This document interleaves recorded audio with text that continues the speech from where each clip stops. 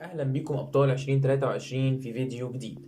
فيديو برعاية اعمل ايه في الفترة اللي جاية من اول شهر 12 لحد ان شاء الله ليالي امتحانك. مش بس ليالي امتحانك ده، كمان لحد اللحظة اللي انت هتخش فيها باب اللجنة. من اول دلوقتي هكون معاك لحظة بلحظة، هحاول انا انقل لك التجربة كاملة من اول ايه اللي انت المفروض تعمله من اول دلوقتي لحد ايه اللي انت المفروض تعمله في المذاكرة الاخيرة والمراجعة الاخيرة ايام ليالي الامتحان. طبعا مع بدايه شهر 12 بنبدا كلنا نسمع الكلام المعتاد: اهم فتره في حياتك، الفتره اللي انت لو مركزتش فيها مجهودك كله بيضيع، والفتره اللي بتبني للي انت المفروض هتعمله في الامتحان في شهر 6 ان شاء الله. ولكن انت طبعا بعد ما تسمع الكلام ده كله يتبقى السؤال موجود في دماغك: هو انا اصلا المفروض اعمل ايه في خلال الفتره ديت، والمفروض اذاكر ازاي من اول شهر 12 لحد ليالي الامتحان؟ وهو دوت اللي احنا هنتكلم عليه النهارده في الفيديو بتاعنا. خلينا نحط الفتره ديت تحت عنوان انا كنت دايما بقوله لنفسي وانا في ثانويه عامه، والعنوان هو حته من الجديد مع حته من القديم، هو دوت اللي هيوصلك للمفيد. احنا خلاص بدانا شهر 12، والمتعارف عليه ان شهر 12 بيخلص بسرعه، والنص الثاني من ثانويه عامه عموما بتلاقيه طار في لمحه بصر،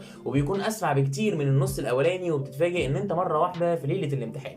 جه الوقت يا شباب اللي احنا لازم نراجع فيه القديم مع الجديد وما يتنساش خالص، وناخد بالنا جدا جدا من ان احنا ما نراكمش الجديد علشان نراجع القديم، ولا نرمي القديم علشان نلاحق المدرسين ونمشي مع الدرس الجديد. طب انا المفروض هقدر ازاي اعمل ده؟ هقول لك بكل بساطه: انت لازم تقسم مجهودك صح خلال الفتره اللي جايه. الفتره اللي جايه محتاجه شغل تكتيكي اكتر ما هي محتاجه تعب ومذاكره لمده عدد ساعات متواصل. يعني ايه بقى الكلام دوت؟ هقول لك بكل بساطه: انت مطلوب منك تقسم مجهودك لنصين. النص الاولاني وهو ده اللي انت هتبدا بيه، هو دوت اللي انت لسه صاحي من نومك هتذاكر على طول الدرس الجديد، وهتطلع نص طاقتك في الدرس الجديد دوت، وتحاول ان انت تخلص فيه على قد ما تقدر. ولو خلصت كله فانت كده بقيت طالب ممتاز. اما بالنسبه للنص التاني من طاقتك فهو ده النص اللي هيكون مسؤول عن ان انت تراجع القديم. طبعا استحاله تلحق ان انت تراجع القديم كله، فعلشان كده هتبدا تقسم الدروس القديمه على عده مرات، بحيث ان انت تدي لنفسك جدول: لما هيجي عليا مثلا شهر 2 اللي جاي انا هكون كده مخلص كل القديم. حتى لو هتراجع كل يوم من القديم مجرد صفحتين، مجرد 3 صفحات، حتى لو هتراجع من القديم درس واحد، دوت هيخليك بتفرق جدا ومتميز جدا عن بقيه الطلاب في ليالي الامتحان. لان بكل بساطه انت بدات السنه متعود ان انت تقسم المنهج في المذاكره، بتاخد الدرس الجديد متقسم دايما على صفحات، فتبدا تلاقي ان انت بتاخد المنهج حته صغيره في حته صغيره في حته صغيره، ولما تيجي عليك ليله الامتحان تتفاجئ ان انت بقى عليك المنهج كله، وممكن ما تكونش فاكر منه ولا كلمه، فتضطر ان انت تذاكره للمره الثانيه، وللاسف هتكون ساعتها مذاكره من جديد. هتكون المذاكره الاولانيه ملهاش اي لازمه، وهو دوت اللي احنا مش عايزينه، وهو دوت اللي احنا طبعا بنبعد عنه.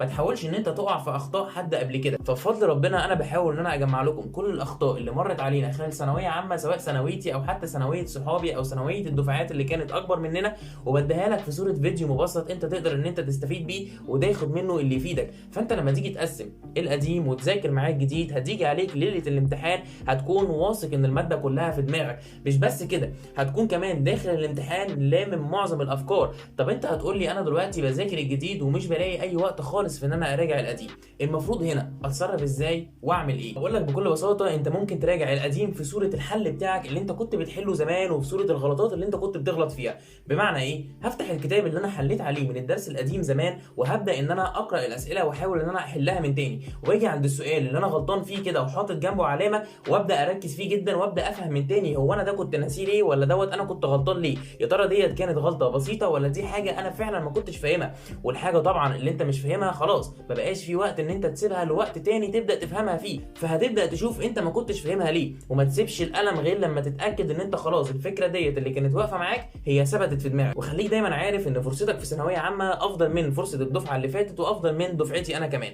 لان بكل بساطه كل ما النظام مر عليه سنين كتير، كل ما بدات تظهر اسئله موضع امتحانات كتير تقدر ان انت تحل بدل المره مرتين. تبدا ان انت بدل الكتاب اللي انت حليت عليه من الدرس القديم ده تقدر ان انت تشتري كتاب غيره وتحل تاني، تراجع القديم في صوره اسئله، والسؤال اللي يقف معاك تفتح الشرح وتبدا تفهم هو السؤال ده وقف معايا ليه. هتلاقي ان الطريقه ديت طبعا اختصرت معاك وقت كبير، وفي نفس الوقت ثبتت المعلومه على قد ما انت ما تقدر. ولكن مش دي الطريقه الاساسيه، لان انت لازم قبل ما تحل ترجع دايما لاصل الفكره، وترجع دايما لاصل الدرس. فتملي تستخدم الطريقه ديت لو انت بس ما كانش عندك وقت وما عرفتش تراجع على الجزء اللي انت كنت المفروض تراجعه النهارده. اتمنى اكون فدتكم، واتمنى اكون استفدتم من طرق المراجعه اللي انا قلت لك عليها، وان شاء الله هنكون مع بعض من اول شهر 12، من اول دلوقتي لحد ليالي الامتحان، علشان تخش الامتحان مطمن وواثق في نفسك، فتحقق حلمك وتدخل الكليه اللي انت بتحلم بيها ان شاء الله. اتمنى اكون فدتكم النهارده، والسلام عليكم ورحمه الله وبركاته.